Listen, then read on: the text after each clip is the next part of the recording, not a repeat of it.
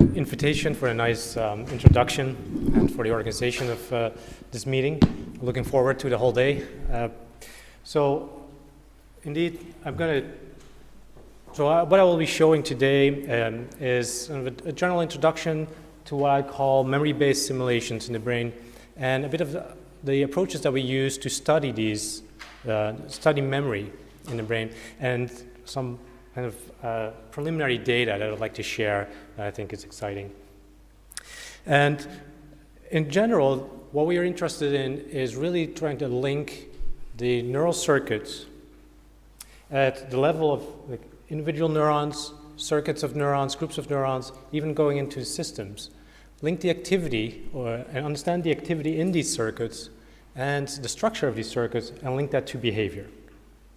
And we do that mainly in rodents.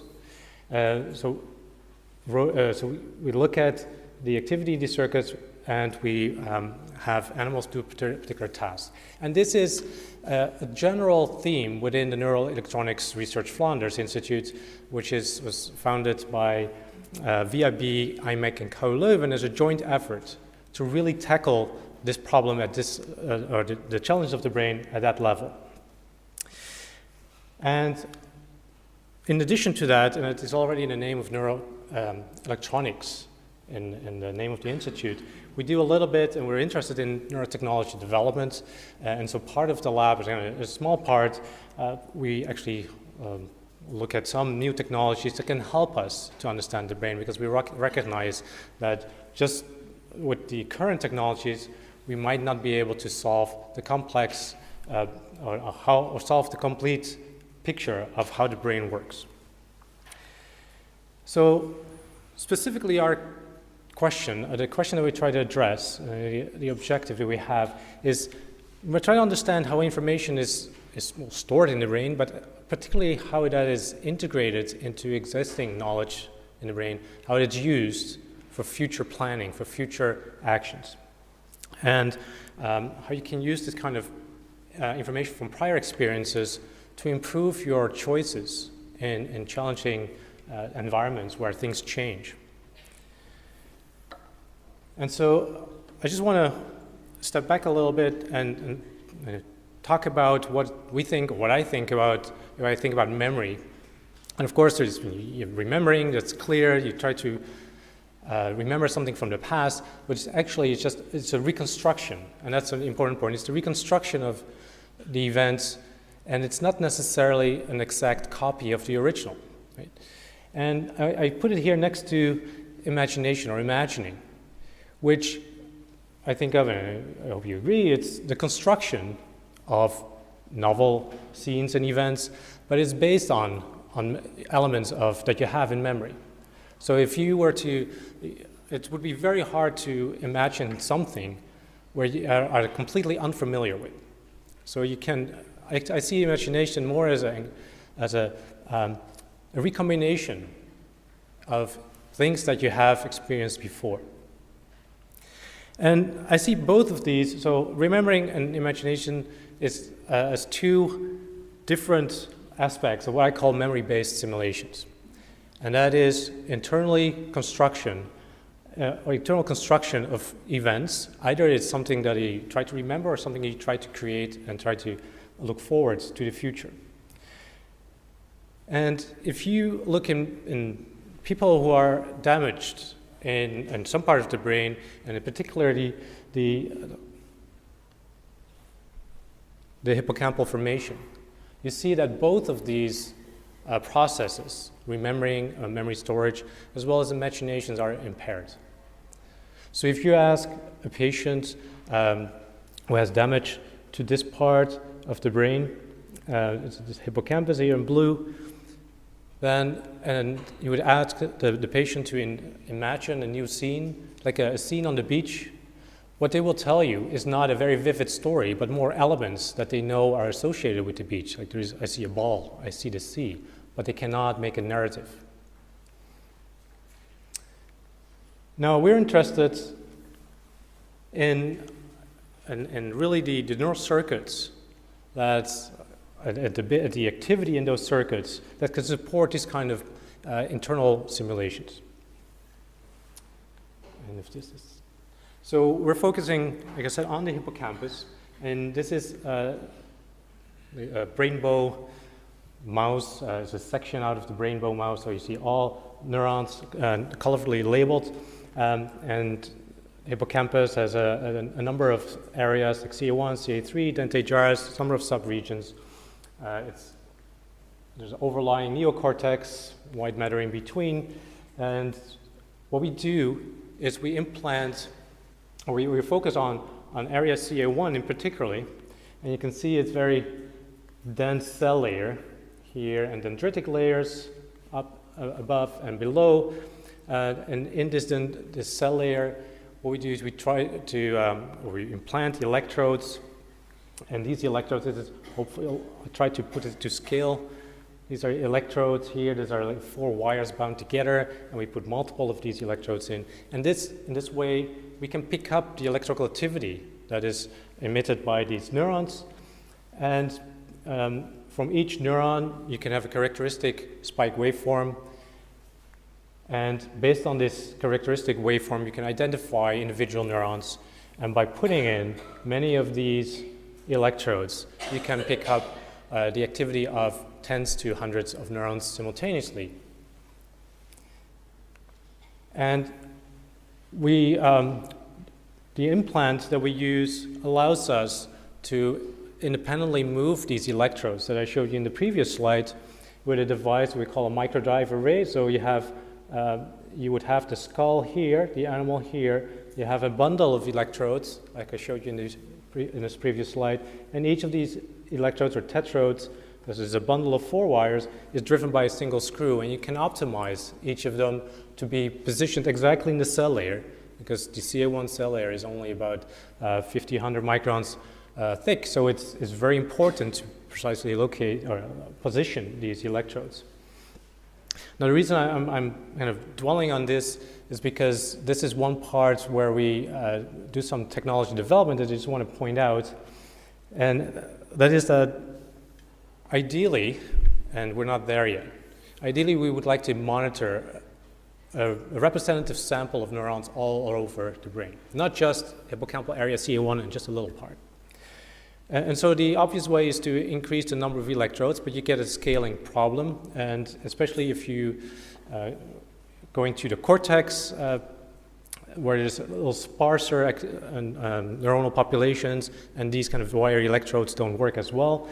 Well, people have started a parallel development that has been going on for a while, and that is they built silicon-based neural probes, and these silicon-based probes are precisely machined such that they have a very high density array of electrodes, and it can be in different configurations like these two.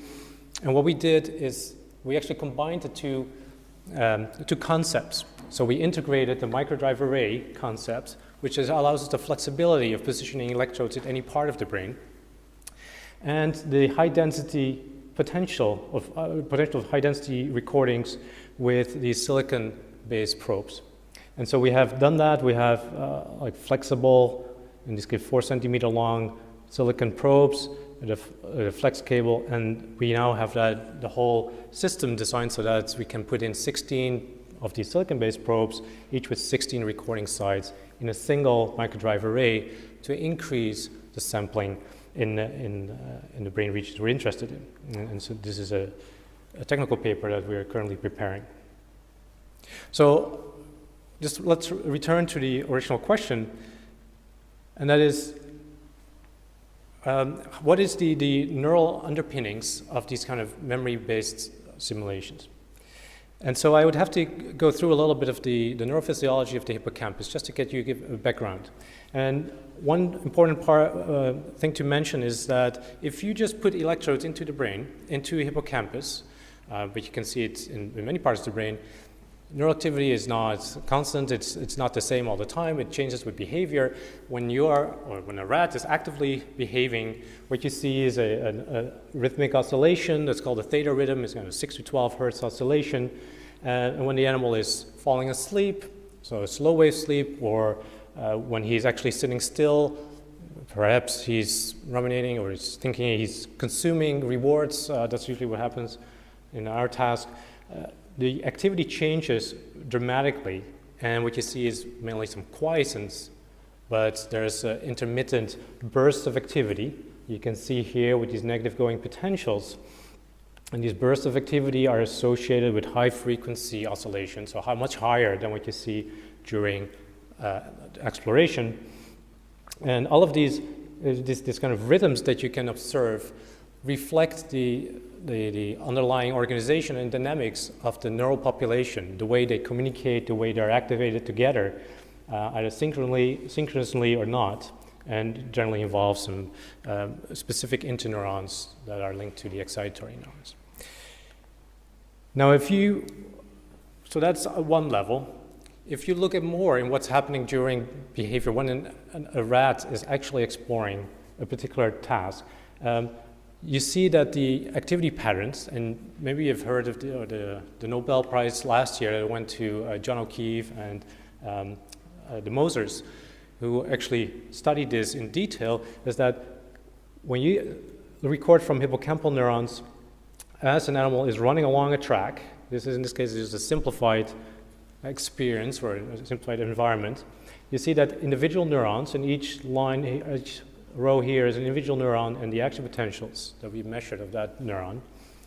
You see that each neuron only is activated at a particular part or a particular time and a particular position of that experience.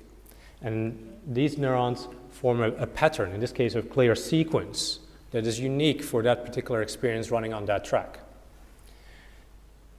And so that's what I want to drive home, is that in the hippocampus you have unique patterns of activity expressed either as sequences or otherwise characteristic patterns that can correlate with the behavior of the animal, and that uniquely correlates. Now, if you know this kind of mapping between the neuronal activity in the hippocampus and the animal's behavior, or the animal's these segments of experience, you can perform a decoding analysis, which means is that you have to start the movie. It's a bit slowed down, I don't know why, but here you can see an animal running on a long track. Every little dot is the spike emitted by a particular neuron, and the color tells you which neuron it is. Each neuron was color-coded, and you can see individual neurons, like I said before, are activated only at particular locations. This dark blue cell likes to be active in this corner. And so once you know the mapping between the neural activity and the location of the animal on the track, now what you can do is do the reversal and ask yourself, well, given that a particular neuron is active, where is the animal on the track, or what is the animal experiencing? And so when the animal continues to walk here, I'll remove the dots and I'll exchange them with an estimate that we have calculated from the activity that is happening at that particular time. So you'll see an arrow, and the arrow points to a certain direction and is located at a position on the track. And you see whenever the animal is moving, actively exploring, then the arrows track very well where the animal is. And it means that this activity that is going on here, and our decoding or the estimates are based on the activity, really track the animal's location here on the track, and you do it over and over again, and the cells will fire in the same position over and over again. Now that's interesting. But what happens when the animal is sleeping, or in this case when the animal is present at the end of the track? The end of the track, he's not running, he's sitting still, and he is usually eating some rewards. What you have is these bursts of activity that I just presented, associated with these high frequency ripple oscillations. And if you zoom in on these events, and here you see one of these events, and you can see it's actually a short lasting event. It's a short burst. It's about 100 milliseconds long. But what you see is that there is the same cells fire in the same sequence as during the actual experience. And so even though the animal is sitting still, these neurons that during exploration represent the animal's location fire in the same order, in the same pattern. And this is, if intuitively, as I would think of exactly a neural signature of what I would call these internal simulations.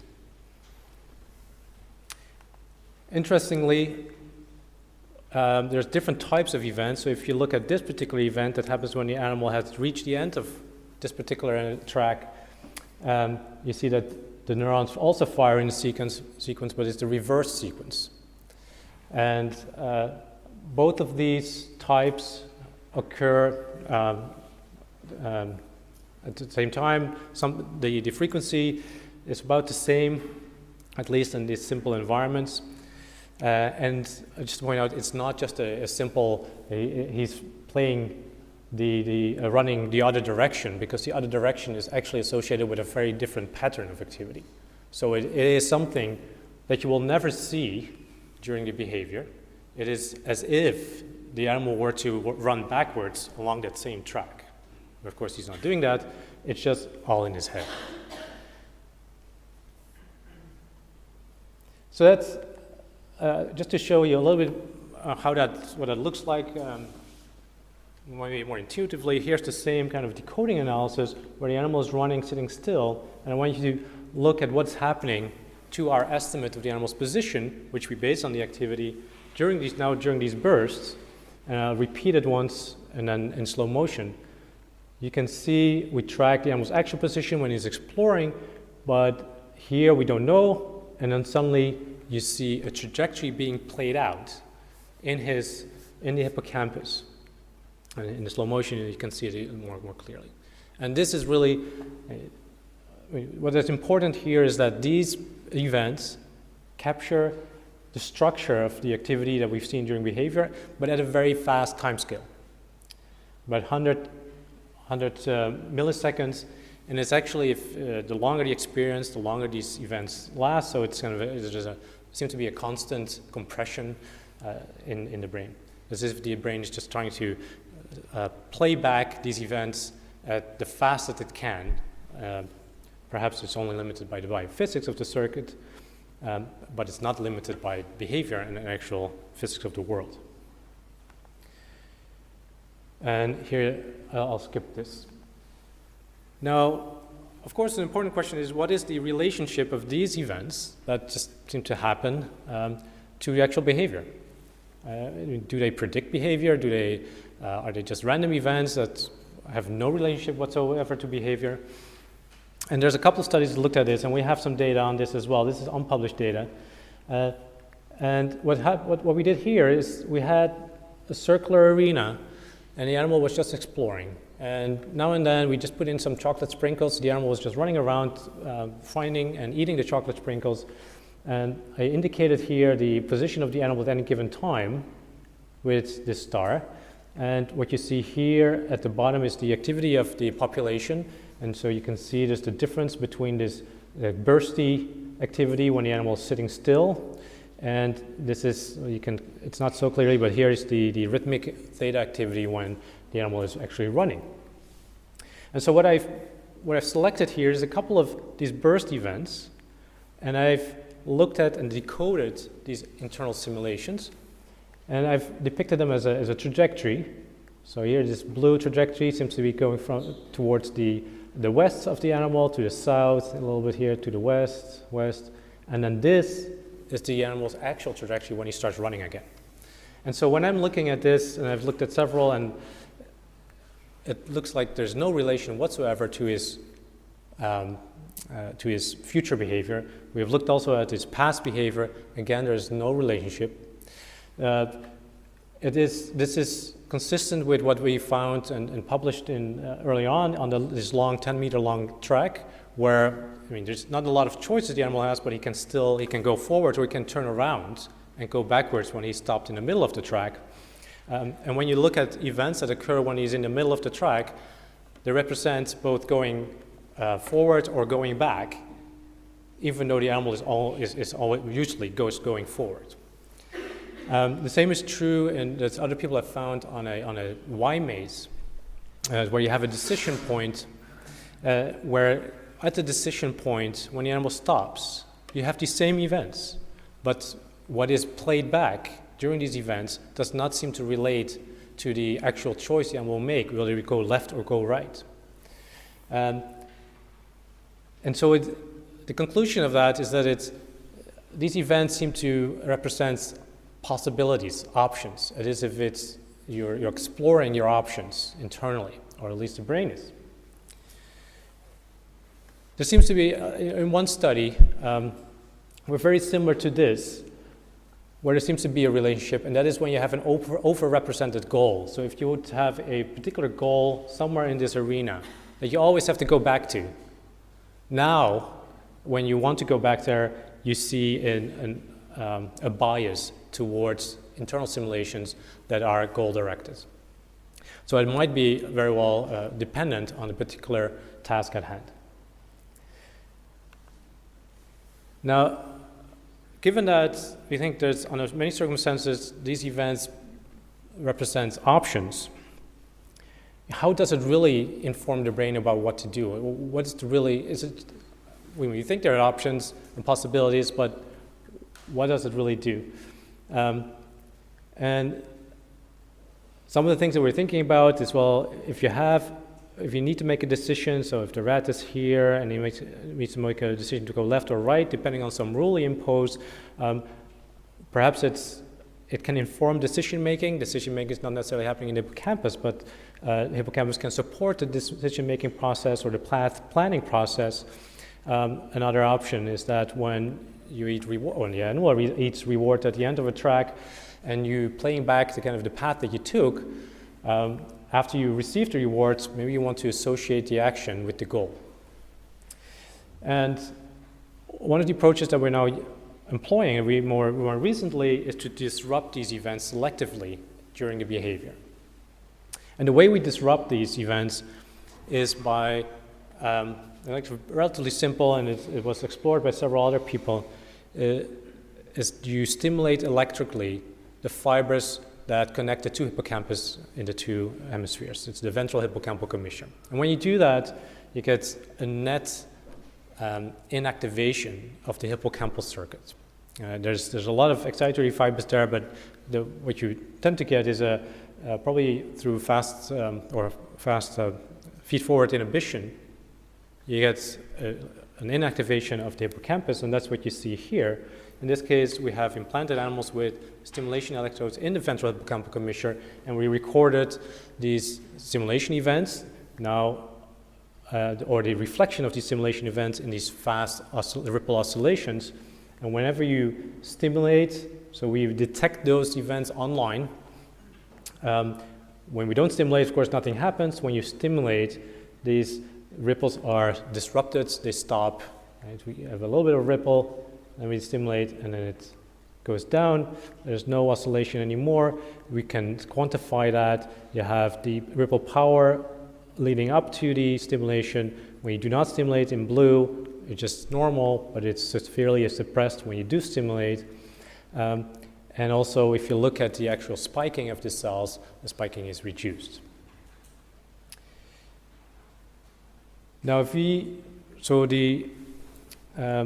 paradigm that we tested this in is a 3-arm maze where there's only 2 rules that the animal has to learn. And one is, whenever you are in the left or the right, you need to go back to the middle.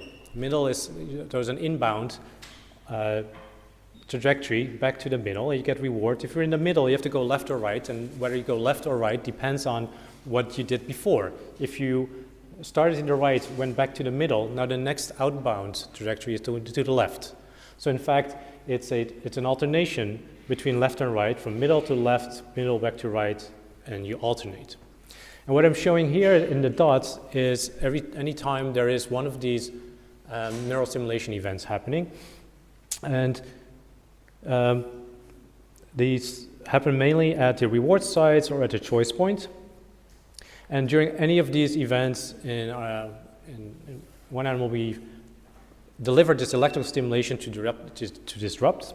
So in this event, this particular experiment, we don't really know what is being played back, what is being simulated. We only know that there is something simulated, right? So this is a non-selective disruption. And so what happens, and so what we actually look at is we quantify the outbound and inbound performance. So whether the animal, if he's at left or right, always goes back to the middle or not, and for the outbound performance, whether he makes the right choice. And so here's and I told you this is preliminary data that we have and it's only 2 animals, but there is a control animal in blue and a stimulated animal in red. And if you look at the inbound performance, that seems to be not affected. And that's actually a relatively simple part of the task. You just have to learn that when you're on the outside, you always have to go back to the middle. It's not very challenging. However, the outbound performance, where you have to make a choice, seems to be severely disrupted. In that it takes a couple of sessions and days here, to actually get up to the same level as the control animals. So the learning of this particular rule, this particular alternation rule, is disrupted. Now, I have to say this is this part of the experiment we copied, or we adapted from a paper that one of my previous colleagues at MIT, Lauren Frank, and they found very similar things. And they accept there was a difference in that in their animals there was a lasting performance deficit. That is, even in the plateau phase, their animals were impaired, so at the later stages. And they interpreted that as these particular simulation events are important for spatial working memory. So you need to keep in mind somehow when you're doing this particular phase of the task, you say, I have to go make a choice left or right, you have to remember what you did before. And so they believe that it's a spatial working memory that these events represent. We don't see that. And in fact, we went one step further, and we said, well, what happens if when you switch things around, when you make it even more challenging, when the animal has learned this particular task, they do very well. But now, instead of making the middle arm the return arm, you switch to the left arm. So now what the animal has to do is always go back to the left arm when you're not in the left arm, and then alternate between the middle and the right arms. And now you see a slight of a difference. You do see still, so the control animal will have, as a more drawn out learning curve for the inbound, and also a clear learning curve for the outbound component. And the stimulated animal has a clear deficit, but also has a slight deficit in the inbound performance. And if we actually look deeper, and we haven't quite finalized the analysis yet, but if you look deeper, what the stimulated animal, disrupted animal, seem to be doing is stick to its guns, stick to what he knows from before. So if you look at one of these tracks, or the mazes here, he has learned before to go from middle to left, middle to right, and now suddenly the left arm becomes very important. And so what he seems to be doing is he seems to learn that left becomes important, but he doesn't want to give up on the middle arm, and so he kind of shuttles between left and middle, and he doesn't explore many more strategies or differences. So he doesn't seem to alter his behavior. And so we now think and try to test whether these events, these internal simulation events that we observe, are not actually are involved in supporting behavioral flexibility, is that it allows you to indeed explore the particular options that you need to explore when things change. For example, if you have a particular block, if you have your normal route to work but it's blocked off, you have to figure out what to do next. How can you go to work, or maybe just go home? But so that's what we think now. Now, or at least as we're trying to test. These, as I mentioned, how much time do I have? 60 seconds. 60 seconds, excellent. So like I told you, these were non-selective disruptions. And we don't really know what is being simulated in these disruption experiments, and we would like to be able to be selective on kind of what do certain events do at specific times and with specific content. Right? If it's a left or a right simulation or arm simulation, is that at a particular part of the task can we disrupt them selectively and tease apart better what these events are actually contributing to the behavior. And so in the last 30 seconds, I just want to convince you that now we have, and this is another technology development part, which has been very challenging and took a long time, but we're at a stage where we can identify these events based on their content online in real time. And just to give you a bit of an idea of what the challenge is that you need to disrupt in time, which means about in 30, 40 milliseconds. And within these 30, 40 milliseconds, we have to analyze and process data that comes from 90, 100 channels. We need to, they said, detect all of these spikes and perform the decoding.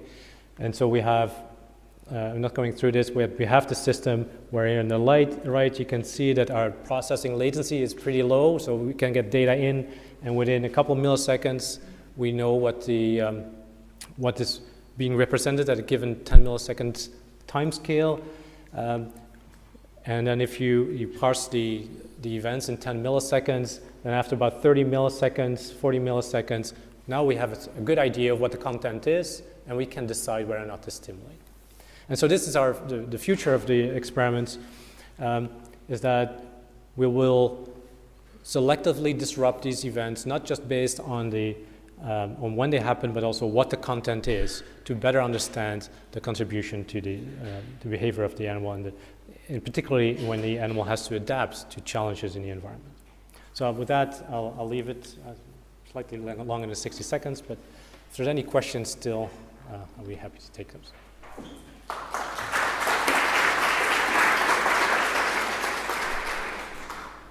We have time for one question.